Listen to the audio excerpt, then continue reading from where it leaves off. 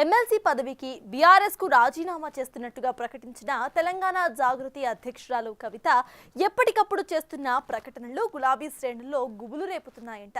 తన రాజకీయ భవిష్యత్తు కార్యాచరణపై దృష్టి పెట్టిన కవిత వరుస సమావేశాలు నిర్వహిస్తున్నారు. రాజకీయ పార్టీ పెట్టే దిశగా అడుగులు పడుతున్న తరుణంలో తనలో చాలా మంది గులాబీ నేతలు టచ్ లో ఉన్నారని ఆమె చెప్తున్న కమెంట్స్ ఇప్పుడు కార్ పార్టీలో కలకలం రేపుతున్నాయంట.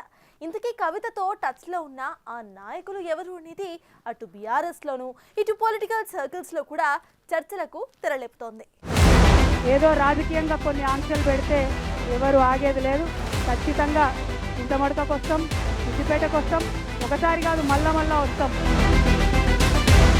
బీఆర్ఎస్ కు రాజీనామా చేసిన తరువాత ఎమ్మెల్సీ కవిత ఏం మాట్లాడినా చర్చనీయాంశంగా మారుతుంది. ఈ మధ్య కాలంలో కవిత మీడియా ముందుకొచ్చిన ప్రతి సందర్భంలోనూ చేస్తున్న కామెంట్స్ సంచలనంగా మారుతున్నాయి. ఎప్పుడు ఎవరి మీద ఏ ఆరోపణలు చేస్తారో అన్న భయం బీఆర్ఎస్ నాయకులను కలవరపెడుతోంది. బీఆర్ఎస్, బీజేపీ, కాంగ్రెస్ అని తేడా లేకుండా కవిత టార్గెట్ చేస్తున్నారు. ఢిల్లీ లిక్కర్ స్కామ్ కేసులో బెయిల్ పై బయటకొచ్చిన ఆమె సొంత పార్టీని సైతం వీడాక చేస్తున్న వ్యాఖ్యలు రాష్ట్ర రాజకీయాల్లో దుమారం రేపుతున్నాయి. తాజాగా కవిత మరో బాంబ్ పేల్చారు. బీఆర్ఎస్ పార్టీలోని కీలక నేతలు తనతో టచ్ లో ఉన్నారని చేసిన వ్యాఖ్యలు ఇప్పుడు హాట్ టాపిక్ గా మారాయి. ఆ నేతలు ఎవరు? ఎందుకు బీఆర్ఎస్ పార్టీని వీడాలనుకుంటున్నారు? ఎందుకు కవితతో సంప్రదింపులు జరుపుతున్నారు అనేది ఇప్పుడు గులాబీ శ్రేణుల్లో గుబులు రేపుతుందట. కవిత చెప్తోన్న ఆ చాంతాడంతో ఉన్న లిస్టులో ఉన్నది ఎవరెవరు అనేది అందరూ ఆరా తీస్తున్నట్లు తెలుస్తోంది.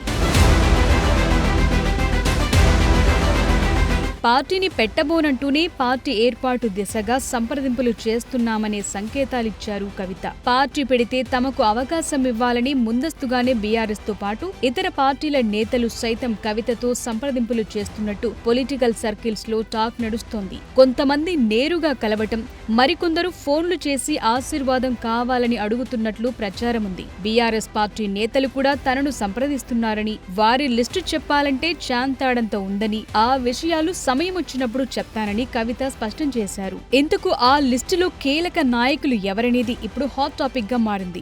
ఆ లిస్టులో మాజీ ఎమ్మెల్యేలు, మాజీ ఎంపీలు, ప్రజా ప్రతినిధులు, కార్పొరేషన్ మాజీ చైర్మన్లు, మాజీ ప్రజా ప్రతినిధులు సైతం ఉన్నట్లు ప్రచారం జరుగుతుంది. బీఆర్ఎస్ నుంచి ప్రస్తుతం ప్రజా ప్రతినిధులుగా ప్రాతినిధ్యం వహిస్తోన్న కొందరు సైతం కవితతో టచ్ లో ఉన్నట్లు ప్రచారం ఊపందుకుంటోంది. మరోవైపు బీఆర్ఎస్ సీనియర్ నేతలు టచ్ లో ఉన్నారని కవిత ఉద్దేశపూర్వకంగానే వ్యాఖ్యలు చేశారన్న చర్చ కూడా జరుగుతుందట. బీఆర్ఎస్ పార్టీని డిమోరల్ చేసేందుకు ఇలాంటి కామెంట్స్ చేశారా, లేదా వాస్తవంగానే నేతలు కవితతో టచ్ లోకొచ్చారా, కవిత వ్యూహాత్మకంగా మైండ్ గేమ్ మొదలు పెట్టారా అన్న సందేహాలు కూడా వ్యక్తమవుతున్నాయి.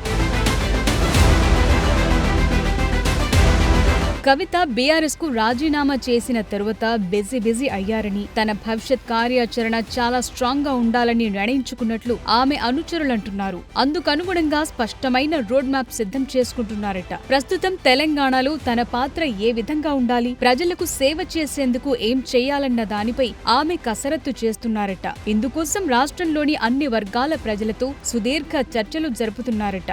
మహిళలు, విద్యార్థులు, యువత, కవులు, సాహితీవేత్తలు, కార్మికులు ఇలా సమాజంలోని సుమారు 25 వర్గాల వారితో సమాలోచనలు నిర్వహిస్తూ ఆయా వర్గాల ప్రజలు ఇస్తోన్న సలహాలు, సూచనలను నోట్ చేసుకుంటున్నారట. అసలు తెలంగాణ ఏమాశించింది? ఇప్పటి వరకు ఏం జరిగింది? భవిష్యత్తులో ఏం చెయ్యాలన్న దానిపై కవిత చర్చలు జరుపుతున్నారట. నవ తెలంగాణ నిర్మాణం జరగాలంటే చేయాల్సిన పనులపైన కసరత్తు చేస్తున్నట్లు ఆమె సన్నిహితులు చెప్తున్నారు. భవిష్యత్తులో ఏ అంశాలపై పోరాటం చేయాలి, భావి తెలంగాణలో తన పాత్ర ఎలా ఉండాలన్న దానిపై ప్రణాళిక సిద్ధం చేసుకుంటున్నారట. తెలంగాణ సాధన కోసం టీఆర్ఎస్ స్థాపించే ముందు కేసీఆర్ ఏ విధంగా అన్ని వర్గాలతో సమావేశమయ్యారో సరిగ్గా అదే విధానాన్ని కవిత ఫాలో అవుతున్నారనేది విశ్లేషకుల మాట. భవిష్యత్తులో తాను లేవనెత్తే అంశాలపై అందరిలో స్పష్టమైన అవగాహన ఉండేలా, ఆలోచనలు రేకెత్తించేలా కవిత సిద్ధమవుతున్నట్లు చెప్తున్నారు. గతంలో ఆమె ఎంపీగా చేసిన సమయంలో తెలంగాణ సీఎం కుమార్తెగా దేశవ్యాప్తంగా ప్రముఖ పార్టీల నేతలు, ప్రముఖ నాయకులతో పరిచయాలు ఏర్పడ్డాయి. వారితోనూ ఆమె చర్చలు జరుపుతున్నారని ఆమె సన్నిహితులంటున్నారు. ప్రజా సేవలో ఏ విధంగా ముందుకెళ్లాలన్న దానిపై వారి అనుభవం, సలహాలు స్వీకరిస్తున్నారట. ఇప్పటికే ఇతర రాష్ట్రాల నుంచి కొంతమంది నేతలు వచ్చి కవితను కలిసి వారి సలహాలు, సూచనలు ఇస్తుండటం గమనార్హం.